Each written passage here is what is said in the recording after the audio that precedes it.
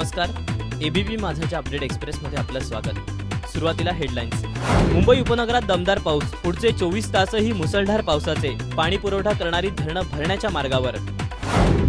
गणपतीसाठी कोकणात जाणाऱ्या 3 प्रवाशांना गुंगीचं औषध देऊन लुटलं, मंगला एक्सप्रेसमधली घटना, प्रवाशांच्या सुरक्षेचा प्रश्न ऐरणीवर।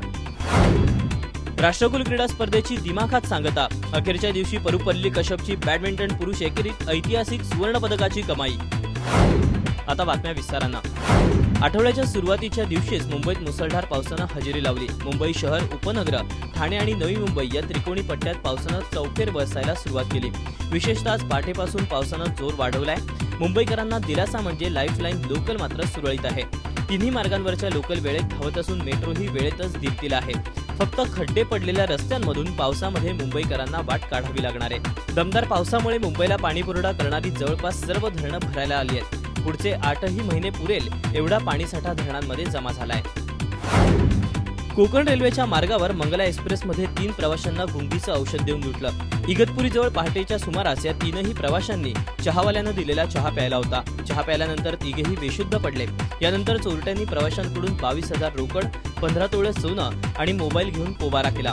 तिघेही बेशुद्ध असल्याचं इतर प्रवाशांनी पीसीच्या निदर्शनास आणून दिलं आणि त्यानंतर चिपळूणच्या रुग्णालयात त्यांना दाखल करण्यात आलं।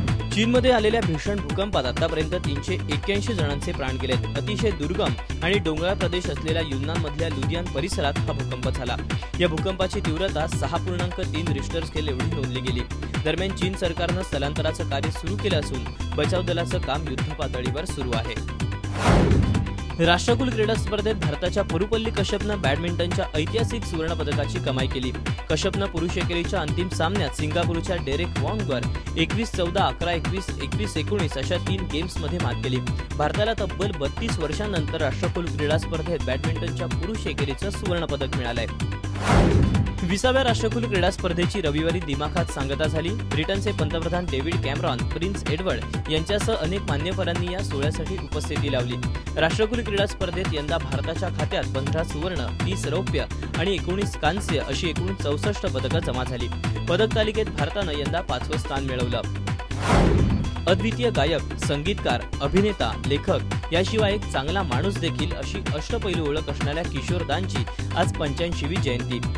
गायकीचं कुठलंही प्राथमिक शिक्षण न घेतलेल्या किशोरदांच्या आवाजानं सगळ्यांनाच भुरळ घातली, जी आजच्या पिढीवरही कायम आहे। रोमॅन्टिक गाणी असो की विरहाची, किशोरदांच्या आवाजानं ती अजरामर बनली।